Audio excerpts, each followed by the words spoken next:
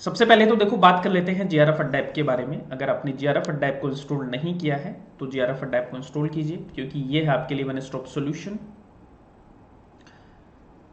जहां पे आपको नेट सेट PhD एंट्रेंस इन सब की प्रिपरेशन है जो आपको करवाई जाएगी, जहां पे daily quizzes, YouTube classes, counselling sessions ये सब आपको मिलेंगे।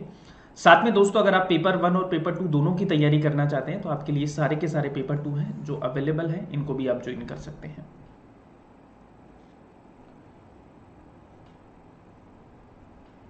इसके अलावा हम बात करें, अगर आप अर्ली बर्ड बैच को ज्वाइन करना चाहते हैं, जहां पे पेपर 1 और पेपर 2 दोनों आपको तैयार करवाए जाएंगे, जहां पे video lectures, PYQ solution, handbook, test series ये सब आपको मिलेगी, तो आप इसको ज्वाइन कर सकते हैं। बात करें पेपर 2 की, तो पेपर 2 मैं आपको हिस्ट्री पढ़ाता हूं। अगर आप हिस्ट्री पेपर 2 ज्वाइन करना चाहते हैं तो आप ज्वाइन कर सकते हैं, ठीक है, जहां पे कंप्लीट पेपर 2 का सिलेबस है जो आपको करवाया जाएगा। प्यार भरा नमस्कार, गुड मॉर्निंग एवरीवन। सो क्या हालचाल सबके, कैसे आप सब लोग? उम्मीद करता हूं कि सब लोग अच्छे होंगे और आपकी स्टडीज भी सबकी अच्छी चल रही होंगी। आज का जो हमारा सेशन रहेगा दोस्तों, वो कमीशंस एंड कमिटीज का रहेगा, जिसमें हम pre independence and post independence की जो कमीशंस एंड कमिटी हैं उनको कवर करने वाले हैं। इसका पार्ट फर्स्ट ऑलरेडी मैं करवा चुका हूं, आज पार्ट सेकंड है जिसको अभी हम कवर करेंगे, यानी भाग 2 है जिसको आज हम देखने वाले हैं।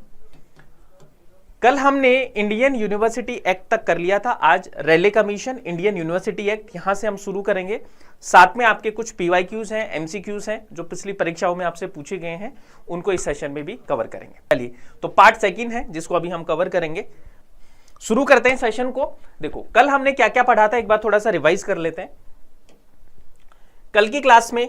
चलो आप मुझे बताओ कि क्या क्या पढ़ा था आपने, बताइए क्या क्या पढ़ा था। देखो चार्टर एक्ट ऑफ 1837 पढ़ लिया, 1813 पढ़ लिया, 1813 का चार्टर एक्ट, मैकोले की मिनट्स हमने पढ़ी, ठीक है, वुड्स का डिस्पैच हमने पढ़ा कल। उसके बाद में हंटर एजुकेशन कमीशन है, इसको हमने देख लिया था। और अभी हमें जो शुरू करना है गाइज, वो करना है आपका इंडियन यूनिवर्सिटी एक्ट से। इंडियन यूनिवर्सिटी एक्ट से हम अपनी कहानी है इसको क्या करने वाले हैं, शुरू करने वाले हैं गाइज, ठीक है। चलो, तो स्वतंत्रता पूर्व भारत में उच्च शिक्षा का अनुसंधान और विकास, ये हमने देख लिया है, ठीक है। तो ये सारी चीजें देख ली थी। स्टार्टिंग में हमने देखा था गाइस कि आपका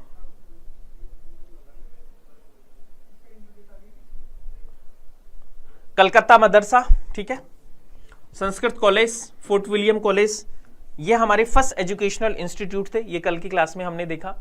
इसके अलावा हमने कल शुरू किया था गाइस आपका 1813 के एक्ट से, इसको देख लिया है। उसके बाद में एल्फिस्टोन रिपोर्ट हमने देखी 1823 की। एल्फिस्टोन रिपोर्ट के बाद में मैकोले मिनट्स को हमने देखा। मैकोले की मिनट के बाद में जो हमने देखा है वो वुड्स का डिस्पैच देख लिया था कल अच्छे से। इसके अलावा गाइस हम बात करें, आपका हंटर आयोग है, इसको हमने देख लिया था। और अभी हमें जो देखना है वो आपका यूनिवर्सिटी एक्ट, यहां से हमें शुरू करना है चीजों को, ओके। चलिए, अब आपसे कुछ सवाल है वो मैं पूछ लेता हूं, देखते हैं कितने लोग क्लास में रिवाइज करते हैं चीजों को। सबसे पहले तो आप मुझे बताओ कि डाउनवर्ड फिल्ट्रेशन थ्योरी DFT ये किस कमिटी ने रिकमेंड किया था या किस कमीशन में आई थी DFT? जल्दी से बताओ, DFT का मतलब क्या होता है? Downward filtration theory. ये किस कमिटी और कमीशन ने क्या किया था, लागू किया था, बताइए। एक तो ये बताओ सब लोग। एक आप मुझे ये भी बताइए कि मास एजुकेशन की बात किस कमीशन और कमिटीज ने की थी, ये भी आप मुझे बताओ जल्दी से सब लोग। साथ में आप मुझे बताइए कि हिंदू कॉलेज की स्थापना कब हुई और किसके द्वारा की गई? हिंदू कॉलेज की स्थापना बताइए और किसके द्वारा की गई? ये 3 क्वेश्चन के आंसर मुझे दीजिए। द्वारा की,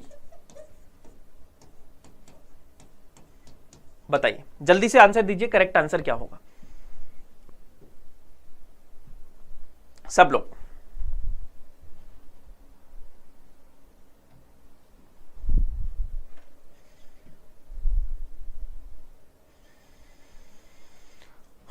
कॉन्ग्रेचुलेशन आर्ट फूड गैलरी, इनका राजस्थान सेट भी क्लियर हो गया है और नेट भी क्लियर हो गया है कंप्यूटर साइंस से।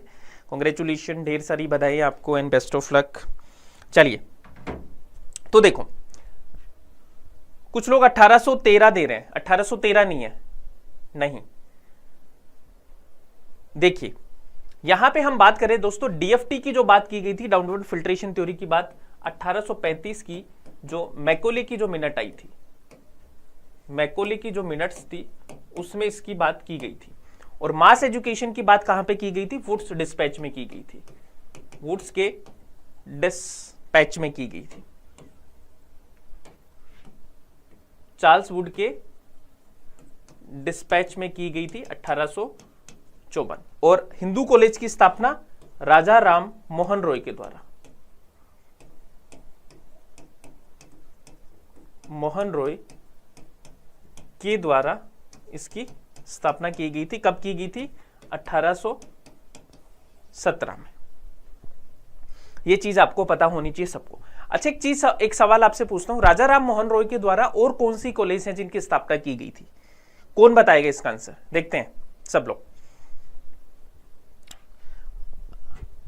आप मुझे ये बताइए कि राजा राम मोहन रॉय के द्वारा, राम मोहन रॉय के द्वारा और कौन सी कॉलेज है जिनकी स्थापना की गई थी? किस संस्थान की इन्होंने स्थापना की थी? मास एजुकेशन किसे कहते हैं? यानी सब लोगों को शिक्षा देना। मैकोले की मिनट में क्या था कि सिर्फ अपर, यानी जो अमीर लोग हैं, जो रिच पीपल हैं, उन्हीं को दीजिए, अपर कास्ट को। यहां पे क्या बोला गया कि सभी को शिक्षा दीजिए आप। ये है मास एजुकेशन।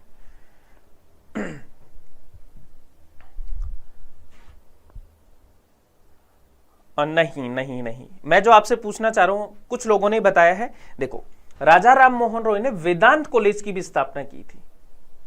वेदांता कॉलेज कब की थी? 1825 में। कलकत्ता कॉलेज के साथ में इन्होंने वेदांत कॉलेज की भी स्थापना की थी। एक तो देखो कलकत्ता कॉलेज की, कलकत्ता कॉलेज की स्थापना कब हुई थी? 1700, ठीक है। और वेदांत कॉलेज की जो स्थापना है वो कब हुई थी? 1800, ये 1817 में और ये 1825 में। ये दोनों चीज आपको याद रखनी है सबको, ठीक है। नाउ अब हम बात करते हैं दोस्तों, आज के अपने मेन टॉपिक जो आ चुका है अपना, वो है आपका यूनिवर्सिटी कमीशन। और यूनिवर्सिटी एजुकेशन कमीशन की जब मैं बात करता हूं तो ये किसकी सिफारिश पे ये यूनिवर्सिटी, इंडियन यूनिवर्सिटी एक्ट आया था, ठीक है। यूनिवर्सिटी कमीशन या विश्वविद्यालय आयोग की जब हम बात करते हैं, इसका एक नाम और है दोस्तों, इंडियन यूनिवर्सिटी एक्ट। क्या बोलते हैं इसको? Indian university act. ये दोस्तों एक कमीशन आता है 1902 में। 1902 में एक कमीशन आता है और उस कमीशन का नाम था Thomas Raleigh. Thomas Raleigh commission की सिफारिश पे आपका इंडियन यूनिवर्सिटी एक्ट आता है। तो आपको पूछा भी जा सकता है कि भाई रैले कमीशन है, रैले कमीशन वो कब आया था? 1902 में। और इस रैले कमीशन की ही सिफारिश पे, रिकमेंडेशन पे आपका इंडियन यूनिवर्सिटी एक्ट है जो आता है। क्या आता है? Indian university act.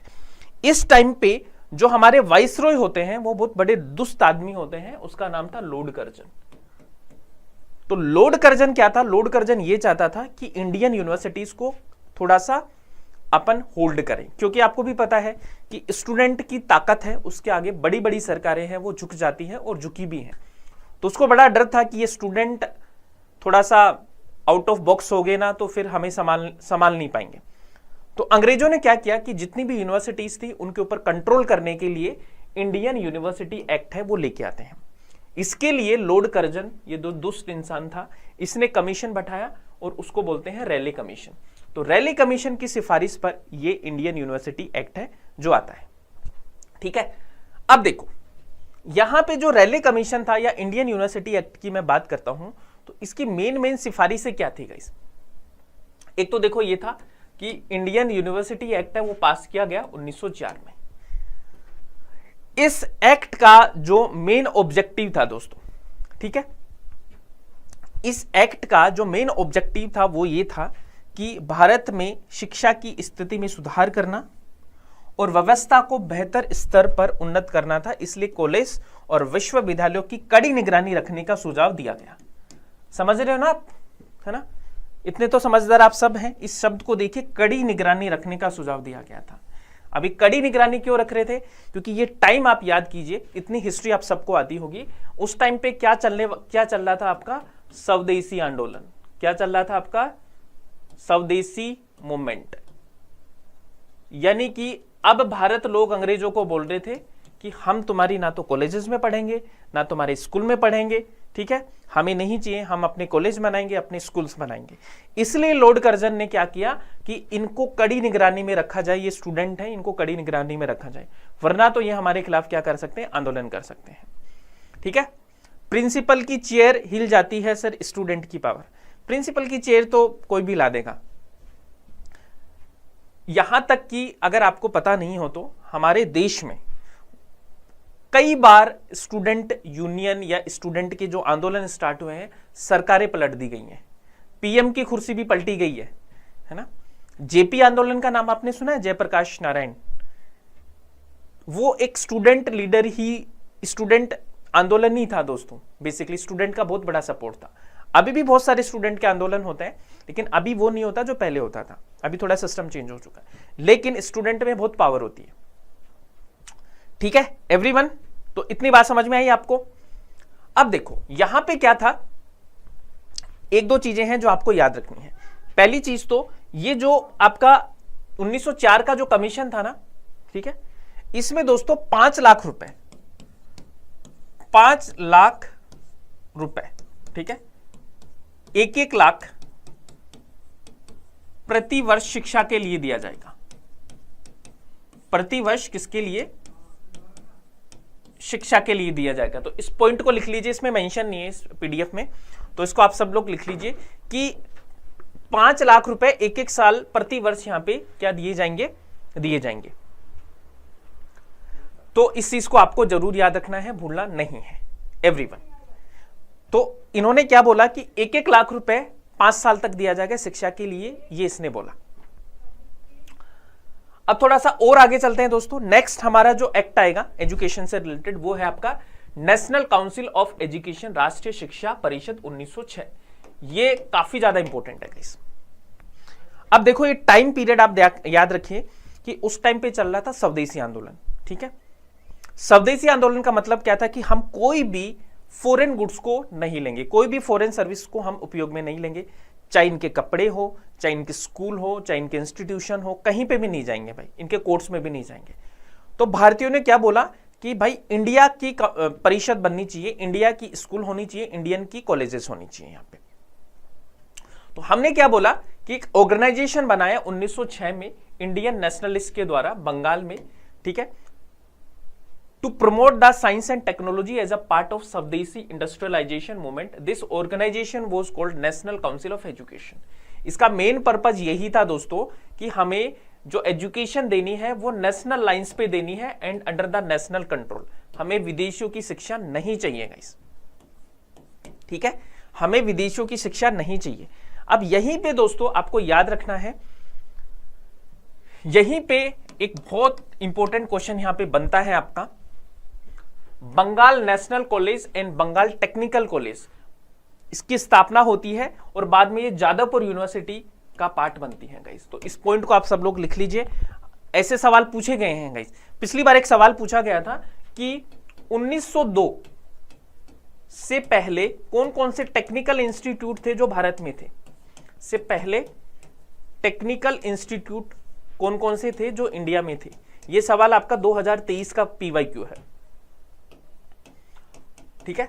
अब आपसे एक सवाल पूछा जा सकता है, चलो ये तो पूछ लिया, अब शायद ये तो रिपीट ना हो, लेकिन आपसे ये पूछ सकता है कि बंगाल नेशनल कॉलेज और बंगाल टेक्निकल कॉलेज ये कब एस्टेब्लिश हुई थी। तो आपको पता होना चाहिए कि 1906 में ये कॉलेजेस हैं, इनकी एस्टेब्लिशमेंट होती है गाइस, तो इसको जरूर याद रखना, ठीक है। तो इसको लिख लीजिए। इसका पीडीएफ है वो आपको जेआरएफ अड्डा ऐप पे मिल जाएगा। बैक बेंचर बेस्ट सीरीज में इसका पीडीएफ है वो जेआरएफ अड्डा पे मिल जाएगा, तो वहां से जाके आप कर सकते हो। अब देखो इसके अलावा जो नेक्स्ट आपकी पॉलिसी आती है वो आएगी दोस्तों government resolution on education policy 1913। 1913 का सरकार का जो शिक्षा नीति पर जो सरकारी संकल्प था वो आया था गाइस। इसमें यह था गाइस कि यहां पे ये बोला गया था कि छोटे विश्वविद्यालयों की वांछनीयता की ओर इशारा किया गया। यानी कि पहले देखो बॉस यहां पे यूनिवर्सिटी खुल चुकी थी, बॉम्बे, मद्रास और आपका कलकत्ता। अब सरकार ने बोला कि कुछ छोटी यूनिवर्सिटीज हैं उनको भी यहां पे एस्टेब्लिश करना चाहिए, रीजनल यूनिवर्सिटीज हैं उनको भी यहां पे एस्टेब्लिश करना चाहिए। ठीक है, तो यहां पे क्या बोला कि पटना में, लखनऊ में और रंगून यूनिवर्सिटीज, इनको यहां पे क्या किया गया, सेटअप किया गया दोस्तों। यहीं पे हम देखते हैं आपकी फिर अलीगढ़ और बनारस हिंदू यूनिवर्सिटी है, इनको भी सेटअप किया गया, और ढाका जो यूनिवर्सिटी है ये भी आपका सेटअप किया गया। तो यहां से काफी बार एक सवाल पूछा जाता है कि बीएचयू है उसकी स्थापना कब हुई थी। तो देखो आपको याद रखना है कि गवर्नमेंट रेजोल्यूशन के बेस पे ही आपका पटना में, लखनऊ में और रंगून में यूनिवर्सिटीज हैं वो स्टैब्लिश की गई थी। इसी के चलते अलीगढ़ मुस्लिम यूनिवर्सिटी और बनारस हिंदू यूनिवर्सिटी ये आपकी सेटअप की गई थी गाइस।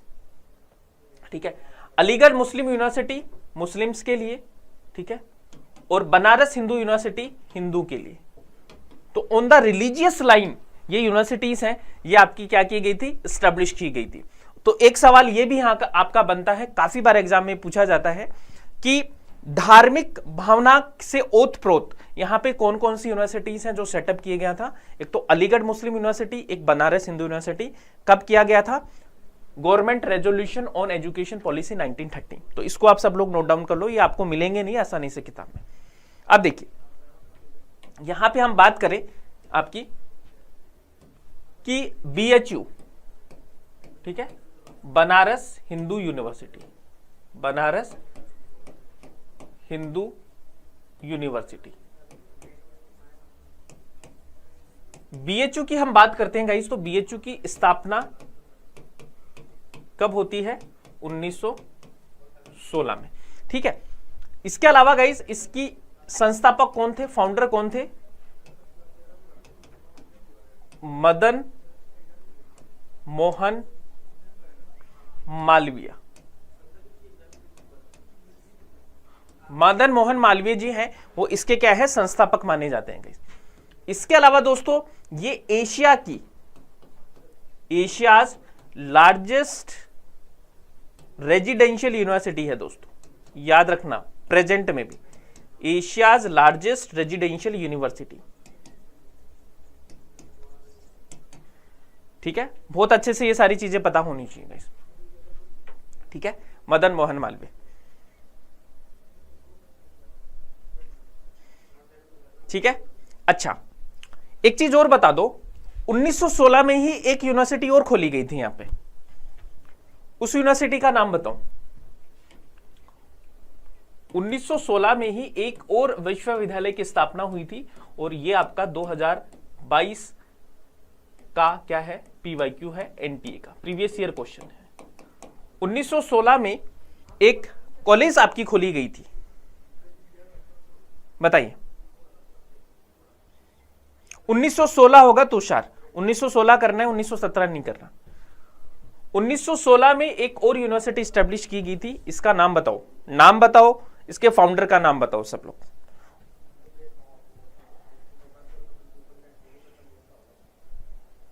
सो गाइस यहां पे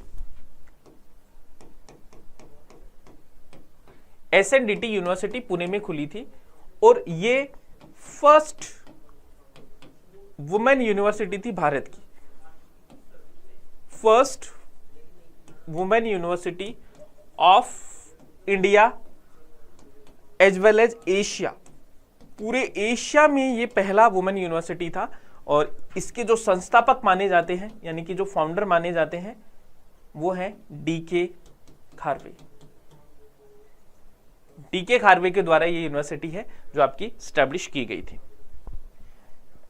ठीक है, आज काफी लोग, कम लोग मुझे दिख रहे हैं, कहां पे गए सब लोग? एक बार शेयर करो सेशन को, एवरीवन जल्दी से इसको शेयर कर दो, बहुत कम लोग हैं यार, फटाफट से शेयर करो सेशन को सब लोग। ना ये हो गया आपका ना। अब इसके बाद में एक एक्ट आता है जो कि जितना भी अभी तक हमने पढ़ा है उनमें सबसे इंपॉर्टेंट मान लीजिए आप, यहां से बहुत सारे सवाल हैं जो आपके पीवाईक्यू में पूछे गए हैं। सैडलर कमीशन, सैडलर आयोग 1917 से 1919 के बीच में इसका टाइम पीरियड होता है। और ये जो आयोग है दोस्तों, इसको हम क्या बोलते हैं? इसको हम कलकत्ता यूनिवर्सिटी कमीशन भी बोलते हैं। अब सवाल आता है कि इसको कलकत्ता यूनिवर्सिटी कमीशन क्यों बोला जाता है? क्योंकि ये जो आयोग बना था ना, सैडलर आयोग, ये कलकत्ता यूनिवर्सिटी की जांच के लिए बना था। बेसिकली कलकत्ता यूनिवर्सिटी की जो प्रॉब्लम्स थी उसको जांचने के लिए ये आयोग है, ये बनता है, इसलिए इसका नाम है कलकत्ता यूनिवर्सिटी। लेकिन याद रखना कि इसकी जो रिकमेंडेशन थी, इसकी जो रिकमेंडेशंस थी वो देश के जितने भी अदर यूनिवर्सिटीज थे उन पे भी लागू होती थी गाइस। तो दो फैक्ट आपको जरूर याद रखने हैं कि कलकत्ता विश्वविद्यालय आयोग की स्थापना 1917 से 1919, कलकत्ता विश्वविद्यालय आयोग को ही सैडलर कमीशन बोलेंगे, ठीक है, क्योंकि इसके अध्यक्ष जो थे वो थे सैडलर, इसलिए इसका नाम सैडलर कमीशन पड़ गया। अब इसकी मेन क्या सिफारिशें थी, ठीक है, क्या इसकी रिकमेंडेशंस थी, ठीक है। अब देखो यहां पे आप देखिए कि इस आयोग ने सिफारिश की कि शिक्षा में सुधार के लिए माध्यमिक शिक्षा में एक आवश्यक सुधार लाना बहुत जरूरी है दोस्तों, ठीक है। Improvement in the secondary education बहुत जरूरी है अगर आपको हायर एजुकेशन में यानी यूनिवर्सिटी एजुकेशन में सुधार लेके आना है। तो इसने क्या बोला, एक सेपरेट बोर्ड हमें सेटअप करना चाहिए for the administration and control of secondary and intermediate education. तो यहां पे दोस्तों बहुत इंपॉर्टेंट है, central advisory board of education की स्थापना होती है आपकी 1920 में, कैबे की स्थापना। कैबे की स्थापना कब होती है? 1920 में। और ये बॉडी हाईएस्ट आप मान सकते हो एडवाइजरी बॉडी है अभी भी सेंट्रल गवर्नमेंट के लिए और स्टेट गवर्नमेंट के लिए, central advisory board of education. तो इसकी स्थापना है वो किसकी सिफारिश पे की गई थी? वो आपकी सिफारिश की गई थी सैडलर कमीशन की सिफारिश पे की गई थी। एक दोस्तों यहां पे हम बात करते हैं आपका कि 10+2+3 वाला सिस्टम जो अभी प्रेजेंट में चल रहा है, ये भी इसी कमीशन ने रिकमेंड किया था। तो ये चीज आपको जरूर याद रखना है सब लोग, एवरीवन। अच्छा एक बात बताओ, अभी जो सिस्टम अपना चल रहा है वो है आपका 10+2 वाला सिस्टम, ठीक है, 10+2+3। नई शिक्षा नीति में इसकी जगह कौन सा सिस्टम आया है आपका? नई शिक्षा नीति जो आई है आपकी 2020 वाली, इसकी जगह कौन सा सिस्टम है जो आना है? बताओ सब लोग।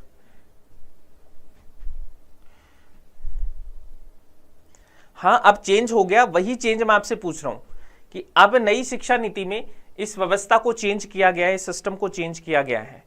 तो आप बताइए कि इसकी जगह कौन सा सिस्टम है जो आया है आपका? 5+3+3+4, ठीक है। तो इस सिस्टम ने इस वाले सिस्टम को क्या किया है? रिप्लेस किया है। तो ये चीज भी आप सबको पता होनी चाहिए, सबको, एवरीवन, ठीक है।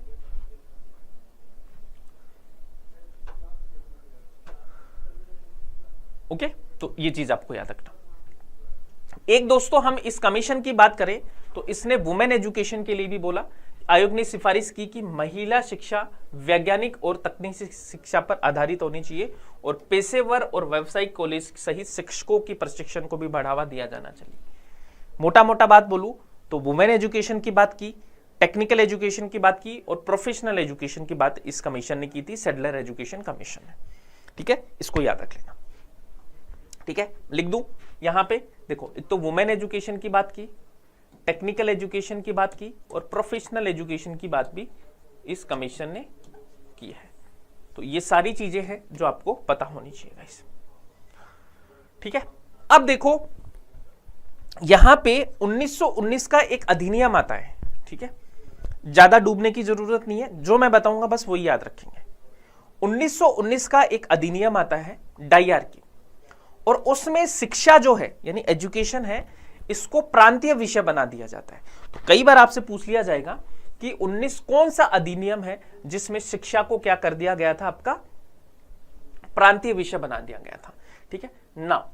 अब देखो यहां पे एक तो ये किया गया था, एक दोस्तों जो ग्रांट मिल रही थी हमें 1902 के रैले कमीशन और इंडियन यूनिवर्सिटी एक्ट के तहत, उसको यहां पे क्या कर दिया गया था, बंद कर दिया गया था। एक सबसे इंपॉर्टेंट चीज आपको यही रखनी है कि यहां पे जो शिक्षा है वो प्रांतीय विषय है जो बना दिया गया था, प्रांतीय विषय, बस इतना याद रखना है। और जो ग्रांट हमें मिल रही थी एजुकेशन के लिए, उस ग्रांट को भी यहां पे बंद कर दिया गया है ना। अब देखो ये थोड़ा सा मैं बता ही देता हूं लिस्ट के बारे में। होता क्या है कि देखो सूचियां, हमारे संविधान में 3 सूची है। कितनी सूची है? 3 सूची। एक है आपकी सेंट्रल लिस्ट जिस पे केंद्र सरकार कानून बनाती है, एक आपका स्टेट लिस्ट है जिस पे राज्य सरकार कानून बनाती है, एक आपका दोस्तों कॉन्करेंट लिस्ट है जिस पे दोनों सरकारें कानून बना सकती हैं। अब होता क्या है कि एक अमेंडमेंट आता है 42nd कॉन्स्टिट्यूशनल अमेंडमेंट,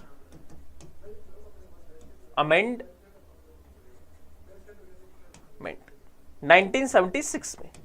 इसमें क्या किया जाता है, पहले जो शिक्षा थी दोस्तों वो थी जो एजुकेशन थी वो राज्य सरकार का विषय था।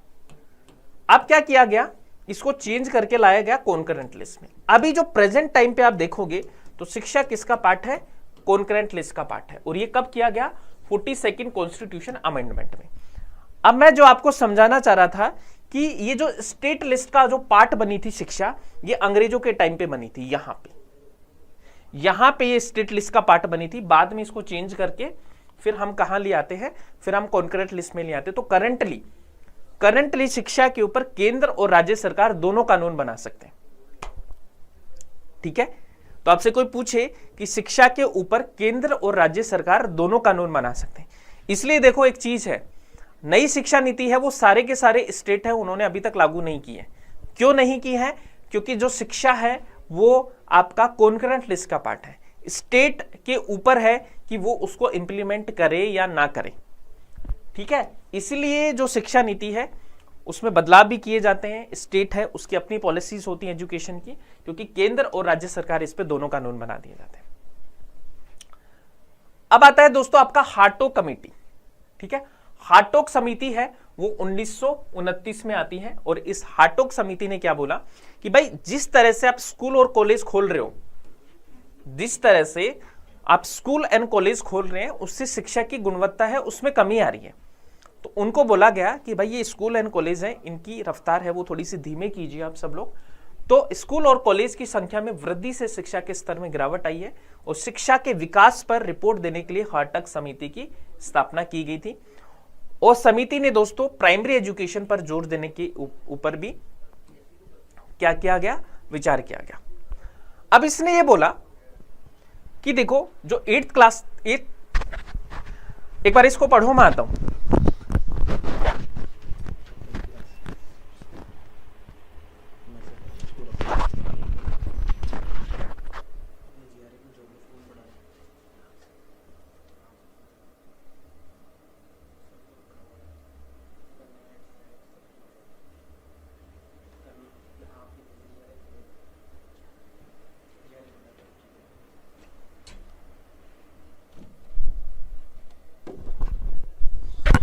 तो गाइस देखिए, सॉरी फॉर द ब्रेक, है ना। देखिए बात कर रहे थे हम हार्टोग कमेटी की। तो हार्टोग समिति की जब हम बात कर रहे थे गाइस, तो हार्टोग समिति ने देखो 2 चीजें बोली। एक तो भाई ये कॉलेज और जो स्कूल है इनकी संख्या को रोकिए, प्लस इसने बोला कि जो प्राइमरी शिक्षा है हमारी उसको सुधारने की जरूरत है। प्लस इसने एक बात बोली कि जो भी एवरेज स्टूडेंट है, ठीक है, जो भी एवरेज स्टूडेंट है गाइस, उनको हमें व्यावसायिक शिक्षा में डालना। जैसे अभी भी होता है ना कि जो बच्चे है ना, ऐसे बोलते हैं ना कि पूत के पाँव पालने में दिख जाते हैं। तो कई बार जैसे 8वीं 10वीं तक आते हैं तो बच्चों का पता लग जाता है कि आगे क्या करेगा। तो जैसे कुछ कमजोर बच्चे होते हैं तो उनको क्या बोलते हैं कि आप तू पॉलिटेक्निक का कोर्स कर ले, या उनको ITI करवा दिया जाता है। तो ऐसे ही इस समिति ने बोला कि जो बच्चे 8वीं तक एवरेज स्टूडेंट होते हैं या 8वीं 10वीं तक, तो उनको प्रोफेशनल कोर्स करवाइए, उनको वोकेशनल कोर्सेज करवाइए, ठीक है, जिससे कि उनको जॉब मिल सके, बेरोजगार नहीं रहे। यही बात दोस्तों हमारी अभी नई शिक्षा नीति ने भी बोला है कि जो भी ऐसे स्टूडेंट हैं वो आप 6ठी क्लास से ही क्या कर सकते हैं, वोकेशनल कोर्सेज कर सकते हैं। 8वीं क्लास से आप कोडिंग वगैरह सीख सकते हो। तो ये हार्टोक समिति है, ये इंपॉर्टेंट भी है, आपको कंपैरिजन करवा के पूछा जा सकता है कई बार, है ना। तो इसको आपको याद रख लेना सब लोग, ठीक है। चलिए समझ में आया? जितना मैंने बताया वो आपको समझ में आ रहा है, नहीं आ रहा? किसी को कोई डाउट है, कुछ भी पूछना है, कोई भी सवाल है तो आप मुझे बता सकते हैं, किसी को भी। अगर सब क्लियर है तो एक बार सब लोग अपने अपने थम्स अप करके बता दो कि सर क्लियर है, जिससे मुझे पता लगे कि जितना आपने पढ़ा है वो आपके दिमाग में है। क्योंकि अभी आपका टेस्ट होगा और क्वेश्चन गलत होंगे तो फिर ठीक नहीं होगा। अभी देखो दो कमीशन और बचे हैं, उसके बाद में आपका टेस्ट होने वाला है, सरप्राइज टेस्ट।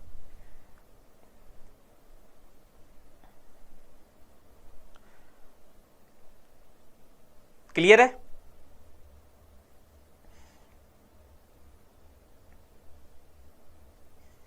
वैसे कुछ लोगों के डाउट है ना, वो क्लास के बाद निकल के आते हैं, तो क्लास के बाद मत निकाला करो, अभी पूछ लो। किसी को भी कोई डाउट है तो अभी पूछ लो।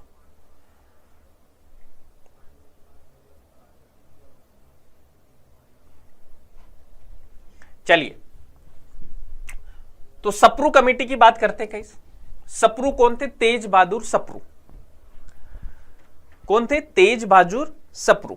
तो तेज बहादुर सप्रू की बात करें तो इसने क्या बोला, इनके नेतृत्व में या इनके अंडर में कमेटी बनी थी बेरोजगार के कारणों की जांच के लिए। संयुक्त प्रांत सरकार द्वारा एक सप्रू कमेटी का नियुक्त किया गया था। इसने क्या बोला कि व्यापक बेरोजगारी की जो है वो शिक्षा प्रणाली के कारण थी, जो छात्रों को केवल परीक्षा और डिग्री के लिए ही तैयार करती है, ना कि जीवन के लिए। अच्छा, आप में से कितने लोग हैं जो अभी भी मानते हैं कि बेरोजगारी हमारी इसलिए है, इस कारण की वजह से? गाइस, आज भी आप देखेंगे तो बेरोजगारी जो है वो हमारे एजुकेशन सिस्टम की वजह से। आप उस टाइम को याद करो जब आप यूनिवर्सिटी में थे। क्या आपको जो यूनिवर्सिटी में पढ़ाया गया था, उस लेवल की जो पढ़ाई हुई थी, क्या वो नेट में काम आई आपके? इतने कितने स्टूडेंट हैं जिन्होंने जो ग्रेजुएशन टाइम पे पढ़ा वो आपके नेट के पेपर से मैच कर रहा था? ग्रेजुएशन में वही 5 क्वेश्चन आते हैं जो 20 साल से आ रहे हैं, है ना। उन्हीं क्वेश्चन में से आपका पेपर आता है। जब नेट का पेपर आपने दिया होगा या बाकी कॉम्पिटिटिव एग्जाम आपने दिए होंगे तो वो तो आपकी हवाई नहीं लगी होगी। अगर वो पढ़ाई आज वाली पढ़ाई से मैच खाती तो शायद आप क्लास में होते ही नहीं, आपको एक क्लासेस लेने की, ये कोचिंग लेने की जरूरत ही नहीं पड़ती। द पॉइंट इज कि एम्प्लॉयमेंट जो है, अनएम्प्लॉयमेंट जो है, उसकी कहीं ना कहीं वजह आज भी हमारी शिक्षा व्यवस्था है, हमारा जो करिकुलम है वो है। हमारा एग्जाम में कुछ और पूछा जाता है और पढ़ाया कुछ और जाता है ना। होता है नहीं होता है यार? इससे अच्छा तो हमें वही पढ़ा दे जो नेट में आ रहा है, कम से कम आपके पैसे तो नहीं लगते कोचिंग के, है ना। तो ये है, तो इसको आपको याद रखना है। अब आप कल को टीचर बनो, कल को प्रोफेसर बनो, तो आप अपने स्टूडेंट को वही पढ़ाना जो कॉम्पिटिटिव एग्जाम में काम आए, जो उनकी लाइफ में काम आए, ना कि सिर्फ पेपर पास करवा दे और उनकी डिग्रियां दिलवा दे, है ना। वो तो मिल ही जाएगी। आप सोचो कि आपको कॉलेज में ये बोल दिया जाता है कि नेट का सिलेबस ये है, ये किताब पढ़नी है और इस स्तर की पढ़ाई आपको करनी है, तो आपके ग्रेजुएशन में भी अच्छे नंबर बनते हैं और नेट भी आपका क्लियर होता है वेरी फर्स्ट अटेम्प्ट में, है ना। चलिए, उसके बाद में दोस्तों एक बहुत इंपॉर्टेंट आता है आपका would and abode report. Would and abode report, तो यहां पे दोस्तों central advisory board of education जो है उसकी एक मीटिंग होती है और उसने यहां पे जो हमारा एग्जिस्टिंग एजुकेशन सिस्टम है उसको बदलने की बात यहां पे की गई थी गाइस, ठीक है। और यहां पे जो वुड एंड अबोट रिपोर्ट है गाइस, इसने बोला कि जो यूनिवर्सिटीज हैं उसमें English should be the medium of institution and recommended polytechnic education and establish vocational teacher training colleges. बस ये लाइन आपको जरूर याद रखनी है। आपको याद रखना है कि ऐसी कौन सी कमेटी थी, कमीशन थी, जिसने ये बोला कि यूनिवर्सिटी लेवल पे सिर्फ इंग्लिश मीडियम में आप पढ़ाई करें। ऐसा कौन सा कमेटी था, ऐसा कौन सा कमीशन था जिसने ये बोला कि यूनिवर्सिटी लेवल पे आप सिर्फ और सिर्फ इंग्लिश मीडियम में ही पढ़ाई करवाई? तो वो कौन सा था? आपका वुड एंड अबोट रिपोर्ट थी। इसको जरूर याद रखना है। नेट के बारे में तो कोई बताता ही नहीं था, बिल्कुल सही बात है, नेट के बारे में कोई बताता ही नहीं था, है ना?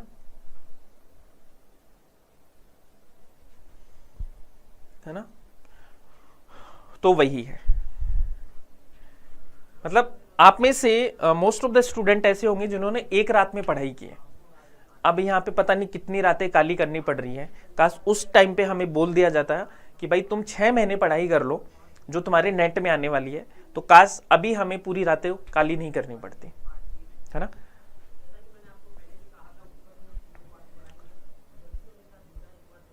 ठीक है, हाँ, एक याद रखना, वुड एंड अबाउट रिपोर्ट की रिकमेंडेशंस पे ही दोस्तों यहाँ पे वोकेशनल ट्रेनिंग कॉलेजेस कहां पे खोले गए थे? दिल्ली में खोले गए थे। उसके बाद में हम बात करें, आपके आती है दोस्तों, बहुत ज्यादा इंपॉर्टेंट है, Wardha scheme of basic education guys. ठीक है, Wardha scheme of basic education. अब ये सबसे पहले तो देखो बेसिक पढ़ते हैं। वर्धा का नाम क्यों पड़ा? क्योंकि कांग्रेस वर्किंग कमेटी की एक मीटिंग हो रही थी यहाँ पे, है ना? वो हुई थी वर्धा में, तो इसलिए इसका नाम पड़ गया वर्धा। और ये हुई कब थी? आपकी 1937 में। यहां पे दोस्तों एक कमेटी बनी थी और उस कमेटी के चेयरमैन थे जाकिर हुसैन कमेटी थी। इन्होंने एक national scheme of basic education लेके आए, जिसको हम क्या बोलते हैं? नई तालीम भी बोलते हैं। क्या बोलते हैं? नई तालीम भी बोलते हैं गाइस। तो Wardha scheme of basic education को ही हम नई तालीम भी बोलते हैं। ठीक है, और इस कमेटी की जो चेयरमैन थे वो थे जाकिर हुसैन जी दोस्तों। ठीक है, तो ये याद रखना है आपको, जाकिर हुसैन समिति ने बुनियादी शिक्षा या नई तालीम के लिए एक विस्तृत राष्ट्रीय योजना तैयार की। ठीक है, 1937 में आती है दोस्तों। ठीक है, वर्धा में क्यों आई? क्योंकि वर्धा में ये कांग्रेस की मीटिंग हो रही थी और इसके जो मेन जो प्रिंसिपल है दोस्तों, वो महात्मा गांधी जी के विचारों पर आधारित है। महात्मा गांधी जी के विचारों पर आधारित कैसे? एक तो बोला कि इन्होंने बोला कि मदर टंग, जो हमारी मातृभाषा है ना, मातृ जो भाषा है, उसमें शिक्षा दो बच्चों को। एक इन्होंने बोला, गांधी जी के क्या विचार थे? Learning through activity, learning through activity. ठीक है, कर करके सीखना। एक हम बात करते हैं कि आपकी जो हैंडीक्राफ्ट्स वगैरह जो होते हैं, इनकी भी शिक्षा दी जानी चाहिए। ठीक है, तो ये बात किसने बोली? आपकी Wardha scheme of basic education ने बोली। तो इसको जरूर याद रखना है सब लोगों को। ठीक है एवरीवन, गांधी जी की थॉट्स पे आधारित थी। बस इतना याद रख लेना आप तो। अब आता है दोस्तों आजादी से पहले का लास्ट कमीशन है आपका सार्जेंट प्लान ऑफ एजुकेशन। ठीक है, also known as scheme of post war education development.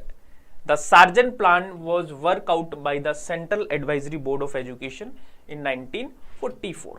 ठीक है, तो सार्जेंट प्लान जो आया था गाइस, वो 1944 में आया था और ये इसलिए आया था कि उस टाइम का आप बात याद करो कि 1939 से लेके और 1945 तक क्या चल रहा था? दूसरा विश्व युद्ध, सेकेंड वर्ल्ड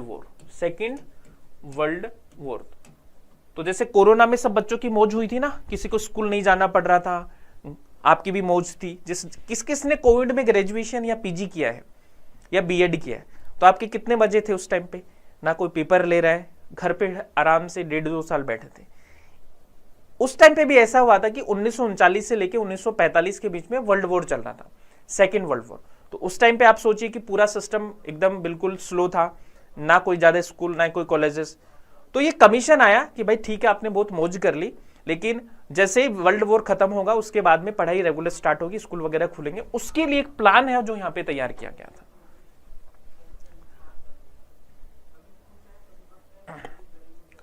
2000 के नोट बंद हो गए।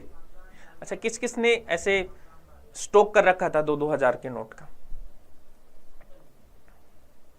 अच्छा, पीजी किया है, पूरी एमए, अरे बाप रे।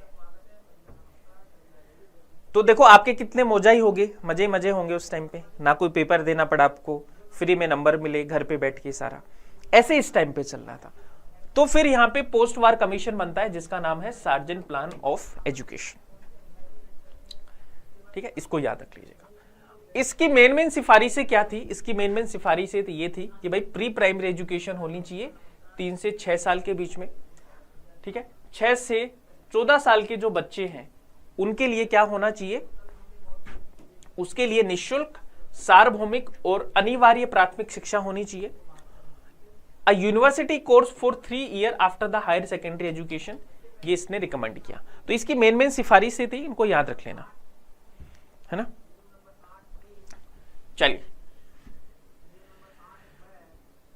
इसके लिए दोस्तों इन्होंने एक चीज और सिफारिश की, हाई स्कूल 2 प्रकार के होने चाहिए, एक तो तकनीकी, एक व्यावसायिक और एक शैक्षणिक, है ना, ये इन्होंने बोला। एक चीज और याद रखो, जो अक्सर स्टूडेंट कंफ्यूज भी करते हैं, university grant committee, university grant committee कब बनी थी? मैं ग्रांट कमीशन की बात नहीं कर रहा हूं, मैं कमेटी की बात कर रहा हूं। तो ये बनी थी आपके 1945 में। कुछ लोग यूजीसी से इसको कंफ्यूज कर जाते हैं, यूजीसी इसकी सिफारिश पे नहीं बना था, यूजीसी राधाकृष्ण आयोग की सिफारिश पे बना था। ये कमेटी जरूर आई थी, यूनिवर्सिटी ग्रांट कमेटी 1945 में, इसको जरूर याद रखना सब लोग।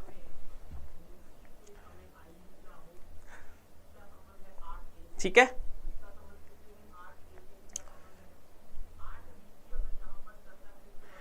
चलो सर, कोरोना के टाइम पे लूडा खेले हैं फुल टाइम, तभी अभी आपकी रेल बनी हुई है। अगर उस टाइम पे पढ़ाई कर लेते, उस टाइम पे लूडा नहीं खेलते, तो अभी ऐसे नहीं कर रहे होते राजेश जी, तो लूडा नहीं खेलना था। मतलब अपने इंडियंस में एक बात तो है, मतलब जैसे ही ऐसे छुट्टी आती है तो ऐसे लगता है कि वो बस मौज करने के लिए। स्टूडेंट लाइफ में कभी कोई छुट्टी होती ही नहीं है वैसे तो। अभी जितना थ्रोट कोटिंग कंपटीशन है तो आपकी छुट्टियां नहीं है, आपको छुट्टी लेने का कोई अधिकार नहीं है जब तक सिलेक्शन नहीं होगा,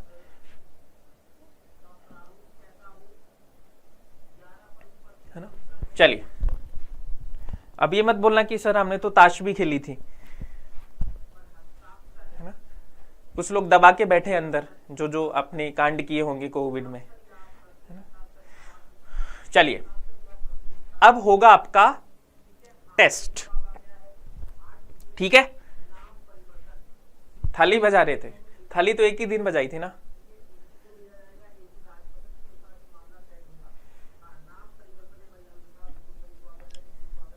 चलो, टेस्ट के लिए तैयार हैं सब लोग? मॉक टेस्ट है आपका,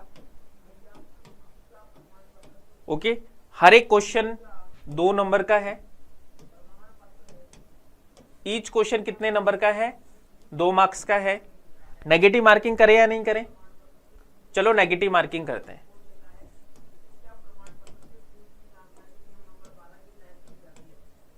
चलो नेगेटिव मार्किंग नहीं करते, वरना आप आंसर ही नहीं दोगे, है ना। ठीक है, हर एक क्वेश्चन 2 नंबर का है, तो अपना स्कोर है वो लास्ट में मुझे बताना सब लोग, ठीक है, कि कितना आपका स्कोर होता है। इसमें प्रीवियस ईयर क्वेश्चन भी है, जो अभी तक हमने पढ़ा है वो सारा इसमें इंक्लूड है। जो भी अभी तक हमने पढ़ा है वो सारी चीजें इसमें इंक्लूड आपको मिलेंगी, ठीक है।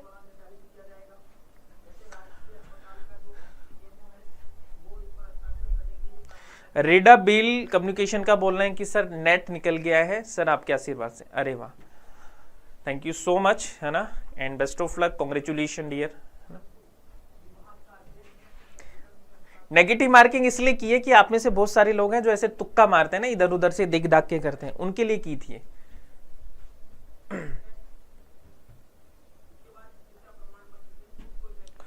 चलो, पहला सवाल आपके पास में है, सिर्फ और सिर्फ 5 सेकंड मिलेंगे आपको, 5 सेकंड, जल्दी से बता दीजिए। कलकत्ता मदरसा है 1781 में किसके द्वारा एस्टेब्लिश किया गया था? बताओ, जल्दी से बताओ, करेक्ट आंसर बताइए सब लोग, क्या होगा इसका सही आंसर? जल्दी जल्दी।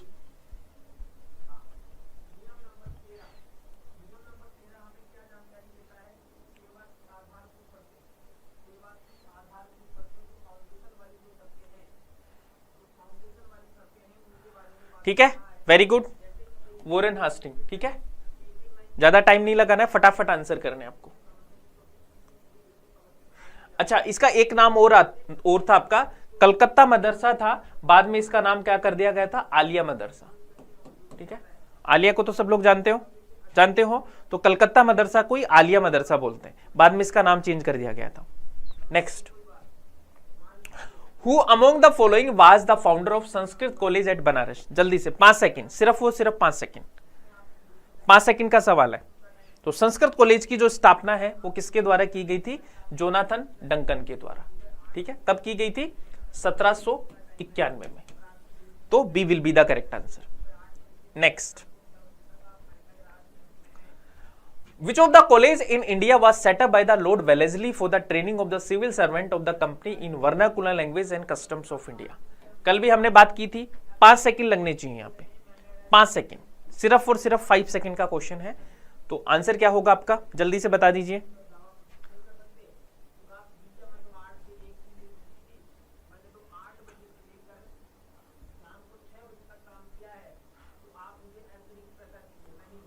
तो आंसर क्या होगा इसका? जल्दी से बताओ। Fort William college. ठीक है, 1800 में Fort William college. Fort William college की स्थापना कौन करता है? लॉर्ड वेलेस्ली करता है, for the training of civil servant. ठीक है, इसका आंसर दीजिए सब लोग जल्दी से। Which of the following college in England was established to impart training to civil servant? जल्दी बताओ इसका आंसर क्या होगा फटाफट से। सिविल सेवकों को प्रशिक्षण देने के लिए इंग्लैंड में निम्नलिखित में से कौन सा कॉलेज स्थापित किया गया? East Indian college, Punjab national college, Fort William college या इंपीरियल कॉलेज? 5 सेकंड, सिर्फ और सिर्फ 5 सेकंड, जल्दी। एक क्वेश्चन के लिए 5 सेकंड ही मिलेंगे। देखो तो गाइस, इसका जो करेक्ट आंसर है वो क्या है आपका?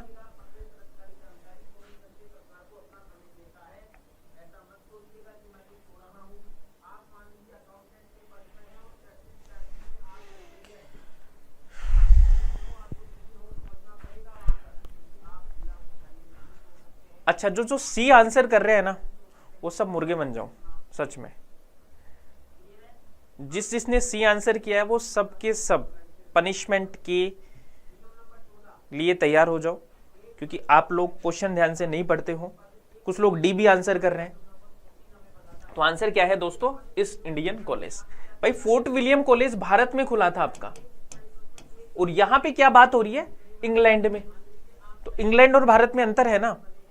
हम बात कर रहे हैं इंग्लैंड की और आप बात कर रहे हो भारत की। तो इंग्लैंड में ईस्ट इंडियन कॉलेज खुला था आपका, याद रखिएगा सब लोग। तो इसका जो करेक्ट आंसर है गाइस वो क्या है? 1807 में ईस्ट इंडियन कॉलेज खुला था आपका हेलेबरी में, इंग्लैंड में। ठीक है, जहां पे जो सिविल सर्वेंट थी उनकी क्या होती थी? ट्रेनिंग होती थी आपकी। नेक्स्ट, चलो ये छोटा सा सवाल है, देखते हैं कितने लोग इसको बता पाएंगे।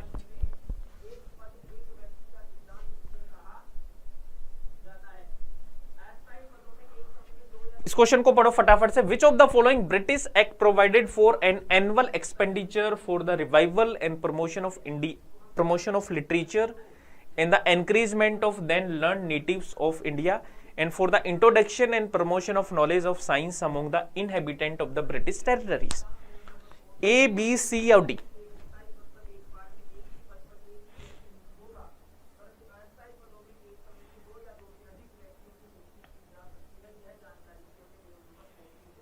जल्दी जल्दी आंसर कीजिए। तो गाइस, इतना टाइम लगाओगे तो यार काम नहीं चलेगा। आंसर क्या है आपका? D will be the correct answer. 1813 का चार्टर एक्ट था जो अभी हमने पढ़ा था, जिसमें 1 लाख रुपए की बात की गई थी, और यहां पे जो बात की गई थी for the promotion and revival of literature and encouragement of जो साइंस की जो पढ़ाई थी उसके लिए लिटरेचर की पढ़ाई थी, इसके लिए बोला गया था 1813 के में, और 1 लाख रुपए यहाँ पे सैंक्शन किए गए थे। ठीक है, नाउ द नेक्स्ट।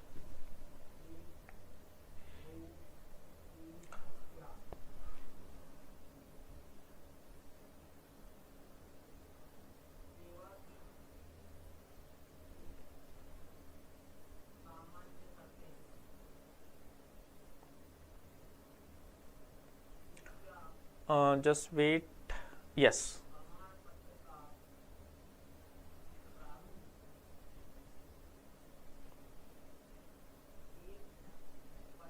आंसर दीजिए इस क्वेश्चन का। What is the correct chronological sequence of the following? इनका क्रोनोलॉजिकल ऑर्डर आपको बताना है, जल्दी से बताओ सब लोग। इसका क्रोनोलॉजिकल ऑर्डर बताइए आप, इसका क्या होगा chronological order? Wood's education dispatch, Macaulay minute on education, the Sargent plan report और इंडियन एजुकेशन यानी हंटर कमीशन। नीचे दिए गए कोड का उपयोग करके सही आंसर आपको चयन करना है। और सब लोग अपने अपने ईयर भी लिख के बताओ मुझे, ऐसे एक दूसरे का देख के नहीं। आप मुझे बताओ वुड डिस्पैच की ए मतलब ईयर, मैकोली की ईयर, सार्जेंट प्लान की ईयर और इंडियन एजुकेशन की हंटर कमीशन की।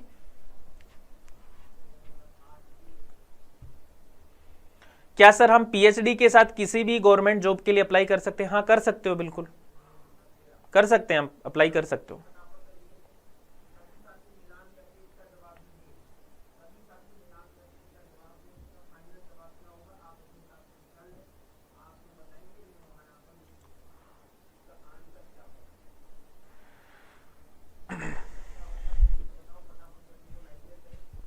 एक चीज बताओ आप सब लोग, ऐसे पढ़ाई के बीच में आपको राम राम कहाँ से याद आता है?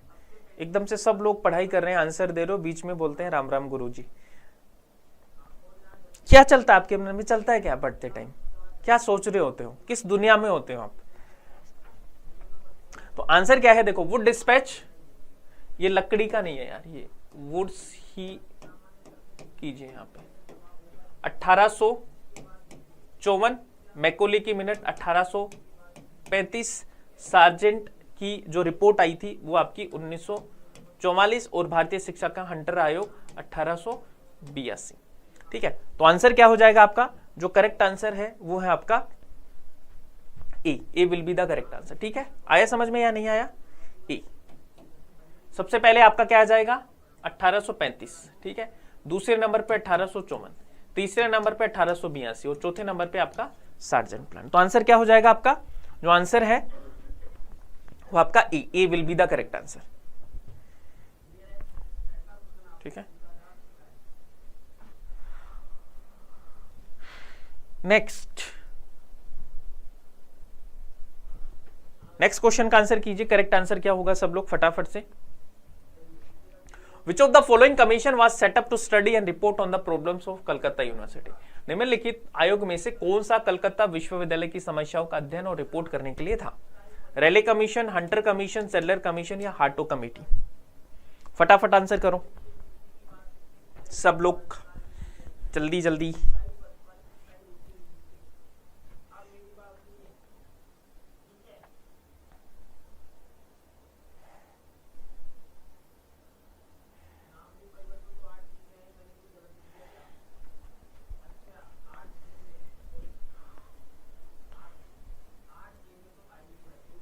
अभी जस्ट बताया था यार, कुछ लोग ए कर रहे, ए क्यों कर रहे हो आप?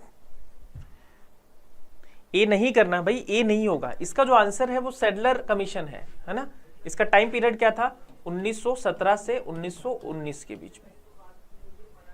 रेले कमीशन की रिकमेंडेशन पे इंडियन यूनिवर्सिटी एक्ट आता है आपका, इंडियन यूनिवर्सिटी एक्ट आता है 1904 में। ठीक है, हार्टो कमेटी कब आती है आपकी? 1929 में। ठीक है, हंटर कमीशन कब आता है? 1882 में। बाकी तो आप सबको पता ही है, बता ही दिया हमने।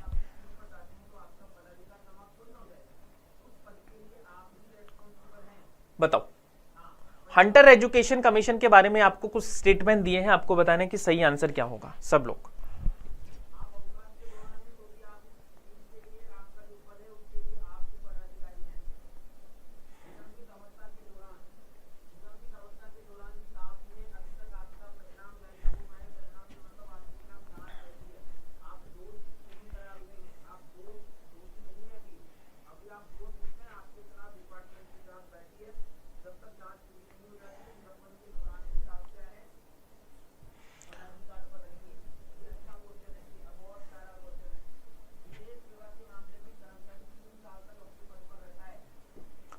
सो कुछ लोग ध्यान से बिल्कुल नहीं पढ़ते हैं सवालों को।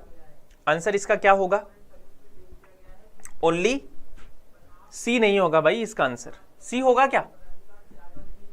Primary and secondary education must be given to local boards and municipal board. दोनों दिए जाने थे या एक दिया जाना था? दोनों दिए जाने थे या एक दिया जाना था? थोड़ा सा ध्यान से पढ़ो, फिर बताओ आंसर क्या होगा इसका। आंसर गाइज इसका ए है, ठीक है। यहां पे सिर्फ प्राइमरी की बात हम कर रहे हैं, प्राथमिक, ओनली प्राथमिक, नोट सेकेंडरी, ठीक है। ये गलत, ये बिल्कुल सही है आपका।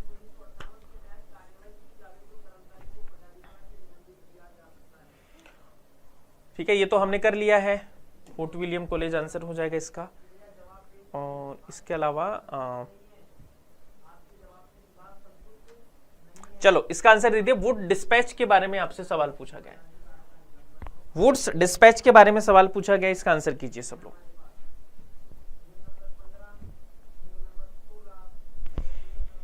It is considered as the Magna Carta of English education in India. It recommended English as the medium of language at all level of education. Only one, only two, both one and two, या neither one and two? बताओ इसका answer क्या होगा?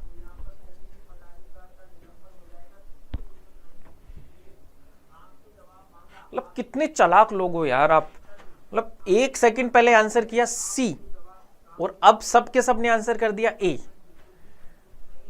Teacher को भी नहीं छोड़ते आप चीटिंग में।